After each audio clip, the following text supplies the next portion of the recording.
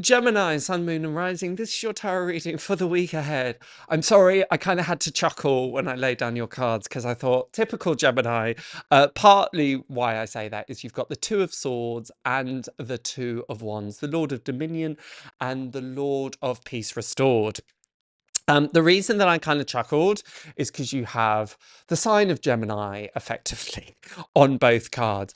And two in the tarot numerologically is about duality, where we have the singularity of the one. It's like, this is what I'm going to do. This is my idea. This is what I'm planning. This is where I'm going to place my efforts. This is what I'm feeling. And then it suddenly becomes complicated because there's two of them and there's indecision, there's ambivalence. Should I move this way? Should I move that way? And that is a big, big theme coming up for you this week. Just in some ways roll with that. Just know that that may be the energies that are coming through. Don't give yourself a hard time. Don't kind of beat yourself up by thinking, oh, why can't I make a decision here? It's just the collective energies that are going on. There is no need to rush any of that decision making on the whole. You know, there may be one or two pressing issues, but the fact is that you're probably asking yourself some of these questions because you're looking to what holds the most potential and what feels the most aligned. And when we're looking at those things on a deeper level, these aren't quick answer things. So it's the right course of action that you are pretty much taking. This is somewhat, it's just hilarious because it's like choice, choice, choice, balance, balance, balance, potential, potential, potential.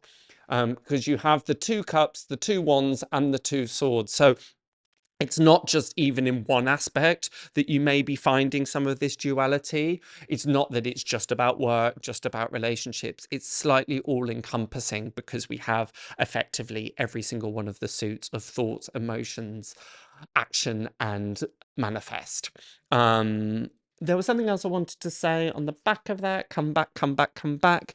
But yeah, it's just you're going to be trying to find the equilibrium, as the Temperance talks about. It's like this slight balancing act, and that being born out of, you see, he's got the world. That's what I was going to say. These are some of the bigger decisions. These are, how do I make my life more aligned? Rather than, do I want strawberry or chocolate for dessert? And that may sound a bit glib, but these aren't so much about choices on a practical sense necessarily, because the one suit that is missing from this triptych is the Pentacles, which would be more around practical aspects or materialistic aspects. So therefore, you'll probably be making choices that are slightly more internal, or, as I said, are about getting you more aligned to where you want to be, where you want to go moving forward. The big suggestion here, the how to do that, then arrives with the Death card. You know, some people fear the Death card. I don't. I think it's great. It is the winter card, and without winter we can't have spring, so it is this process of letting go.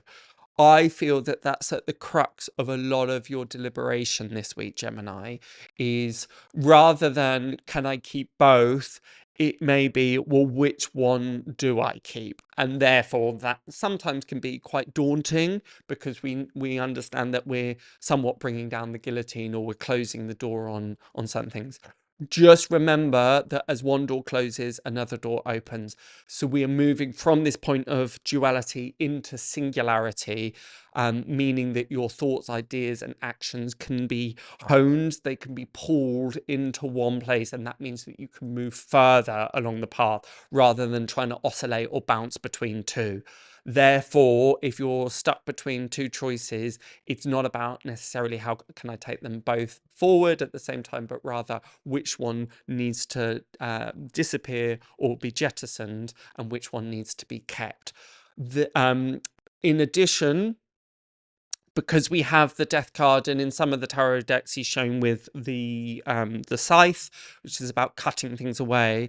Wherever you can this week, pull back, cut back, streamline, and get things more simple, the better. That really, really feels like the approach. Interesting combination as well with the Temperance. You've got the sunrise here, and with the Death card, you've got the sunrise here too. This is a reminder. In some ways, it would be brighter days ahead, but it doesn't feel like you're in the darkness. It doesn't feel heavy by any means. But it just means clearing the way so that the so-called sun can rise in its zenith, at its peak. So we are making way this week for the new dawn.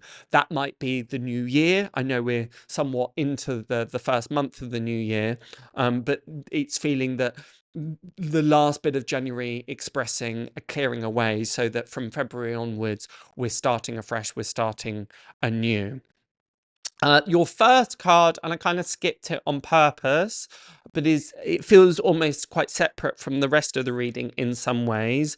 It overlaps a little with the Temperance card, and I suppose the Death card. The fact that you've got 3 major arcana is indicative that this week is big energies going on, big shifts, big revelations.